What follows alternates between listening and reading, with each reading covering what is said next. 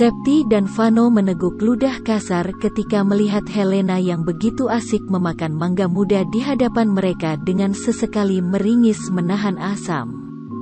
Apalagi ketika Helena mencolek sebuah sambal yang telah dibuatnya dari hasil meminta dari ibu kantin dan memasukkannya ke dalam mulut dengan nikmat. Helena seolah tidak peduli dengan kehadiran Septi dan Vano yang sudah menahan ngiler sedari tadi.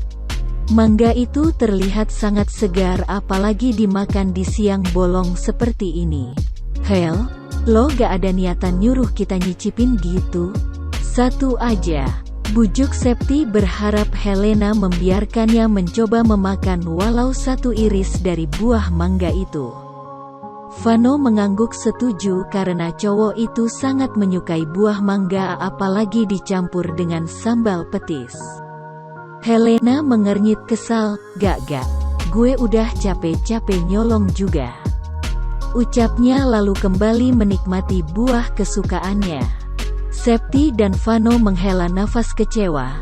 Mereka akhirnya kembali memakan makanan mereka meski sesekali menatap ingin ke arah mangga muda milik Helena. Van. Vano menoleh menaikkan sebelah alisnya penuh tanya ketika Septi berbisik pelan menyeru namanya. Temen lo pelit banget sih.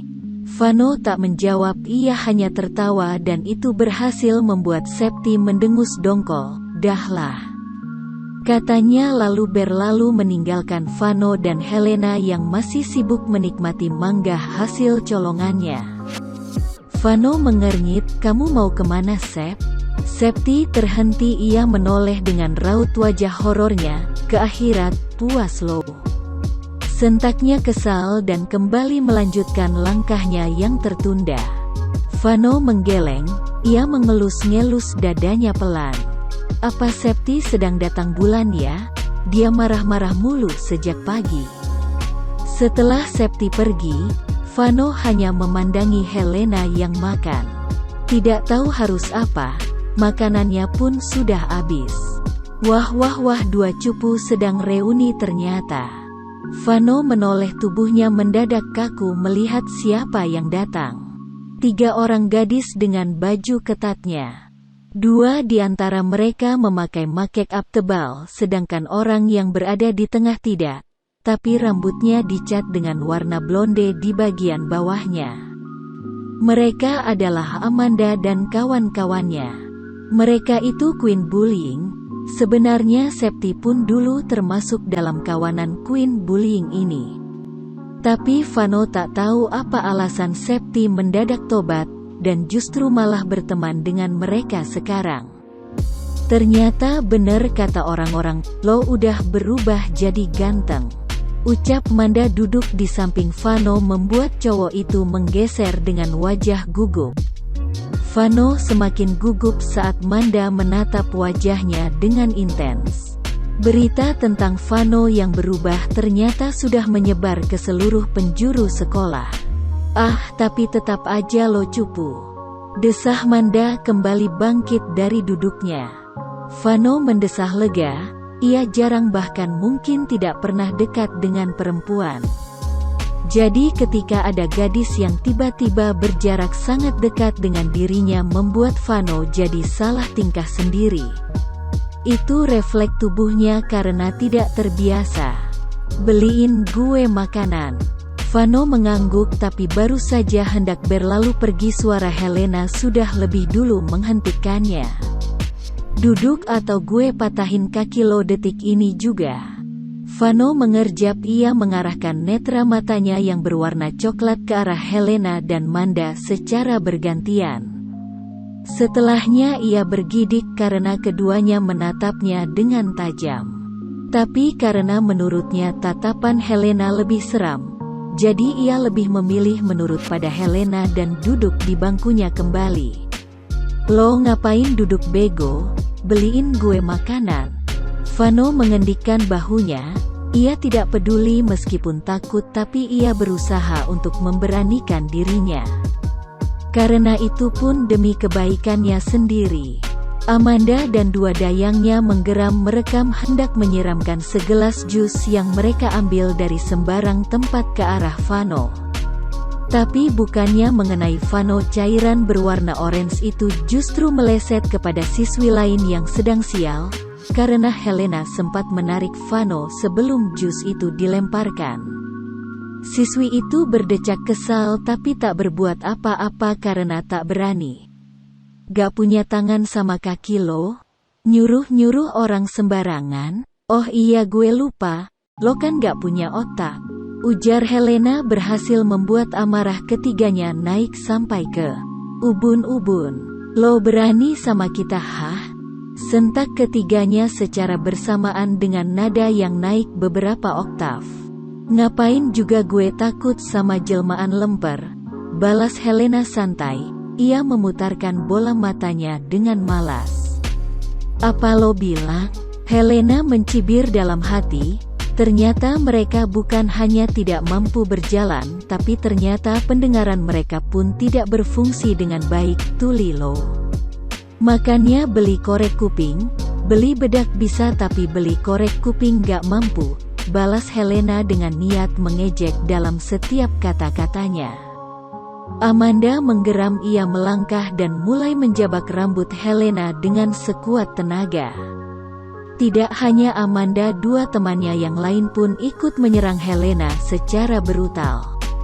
Lo, berani-beraninya lo ngomong gitu sama gue? BANGSATTTT. Helena tentu tidak tinggal diam, ia bisa saja membanting tubuh ketiganya ke lantai dengan keras. Tapi entah mengapa tubuhnya mendadak kaku, pandangannya memburam, kepalanya pun terasa dihantam oleh beban seberat ribuan ton. Bayangan-bayangan menyakitkan tiba-tiba hinggap di pikirannya. Lo tuh bukan adek gue bangsat. Gue gak sudi punya adek kayak dia. Yah dasar cupu. Cupu kok kegatelan. Nata mana cocok sama upik abu kayak lo. Plakek. Kau berani-beraninya menyakiti anak kesayanganku. Gwen sayang, makan yang banyak ya biar kamu pinter. Kau itu anak pembawa sial. Brooke, pergi dari sini. Aku tidak sudi memiliki anak seorang pelacur. Kau bukan anakku. Sudah cukup. Helena tidak tahan lagi. Demi Tuhan, ini sangat sakit. Bukan hanya kepalanya, hatinya pun ikut terasa sakit, dadanya mendadak sesak. Bayangan ketika tubuh ini ditampar, dihina, bahkan ditendang dengan tidak manusiawi terus saja menghantam kepalanya. Ah, BANGSATT, gue benci kalian. Helena berteriak kencang dan menghentak ketiga orang yang sedari tadi menyerangnya hingga terhempas menabrak meja. Helena terduduk, ia menjabak rambutnya dengan keras berharap rasa sakit yang menyerang kepalanya bisa berhenti. Demi Tuhan, Helena bahkan lebih memilih tertembak dengan peluru daripada harus merasakan sakit ini. Rasa sesak dan sakit di kepalanya seolah berlomba-lomba untuk menyerang dirinya bersamaan. Gue gak sudi punya kembaran kayak lo. Helena menatap lelaki di ujung sana dengan tatapan tajam, lebih tepatnya ke arah Helvan ketika bayangan saat dimana Helena yang asli dipermalukan di parkiran di hadapan semua orang. Tatapannya penuh dengan benci dan dendam serta kesedihan yang selama ini Helena Adiva rasakan, semua terekam di dalam tatapan matanya sekarang. Apalagi sekarang aura membunuh terasa sangat pekat di sekitarnya. Hawanya berubah menjadi mencekam beriringan dengan teriakan-teriakan Helena yang masih mencengkram kuat rambutnya. Hel, kamu kenapa? Hel, sadar Hel. Helena tidak menggubris.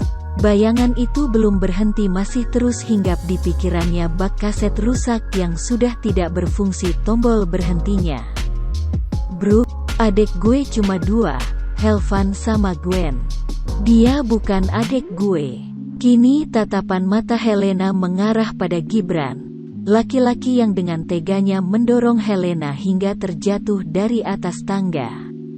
Bahkan saat Helena sudah berdarah-darah, Gibran masih diam tidak peduli dan malah terus melanjutkan langkahnya setelah sebelumnya melemparkan kata-kata yang begitu menyakitkan.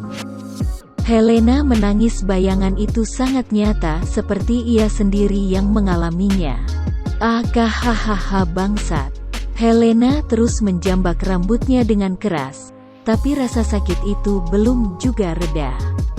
Pacar gue Gwen, gue gak sudi punya pacar pelacur kaya loh. Gantian sekarang tatapan Helena yang penuh dengan berbagai rasa antara sedih, kecewa, benci, serta dendam terarah pada Nata yang masih terdiam bersama 3 orang lainnya. Nata, cowok brengsek yang berani berselingkuh di belakang Helena. Dan dengan tidak berperasaannya Nata memaki Helena di hadapan semua orang.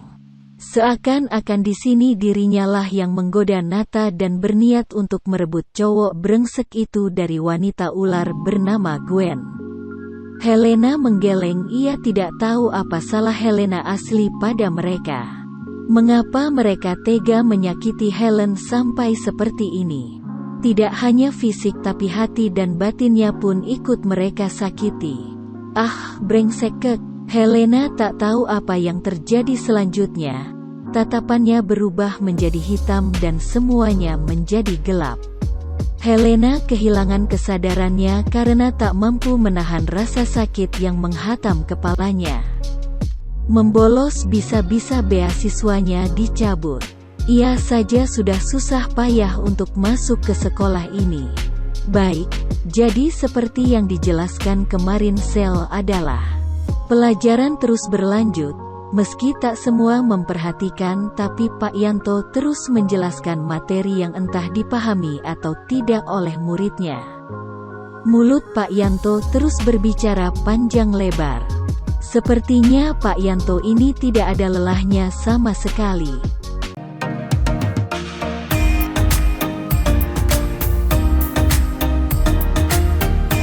In the next story. Thank us for listening. Don't forget to like,